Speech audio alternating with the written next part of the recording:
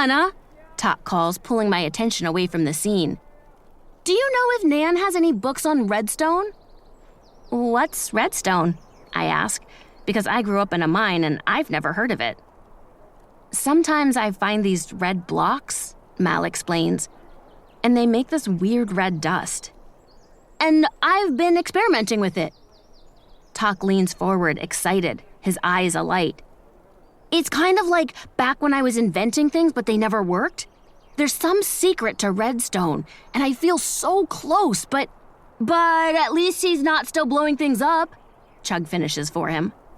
I shake my head. I've never seen anything like that in a book, but Nan's collection is mostly about plants and mobs and biomes, not mining. My folks back at the mine might know more. Gross, Chug mutters under his breath, and I smile because it feels good to know my friends have my back. Yeah, not worth asking them.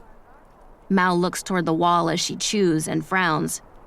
I can't believe Lars signed up to guard the wall. I sigh. I can. Some people will do anything to feel important.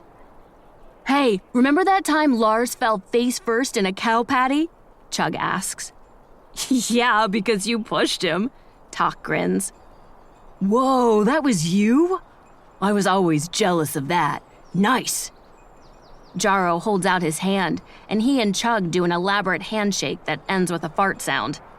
We all laugh, remembering that day, and I never dreamed I could ever be so happy. We eat until we're all groaning and rubbing our bellies, and Poppy falls asleep in the grass covered in kittens and one mud-splattered pig.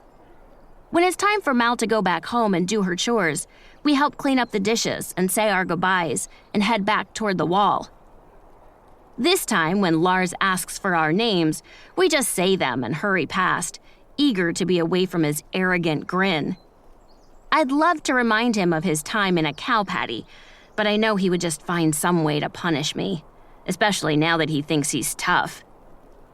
As Mal milks the cows, I enjoy the pasture, watching bees and sketching birds for the book I'm writing about flora and fauna. The cows love Mal, but they get fussy when I try to help, because my mind tends to wander, and they don't really like being squeezed that hard by someone who's not paying attention. Once the milk is all lined up in pails, Mal and I hurry down the road and through the hub, carefully carrying a bucket of fresh milk for Nan. Elder Stu glares at us from his store, and I wonder why he is the way he is, why he's so scared of everything that isn't exactly his way. Not all the old people are like that, and Nan is definitely not like that.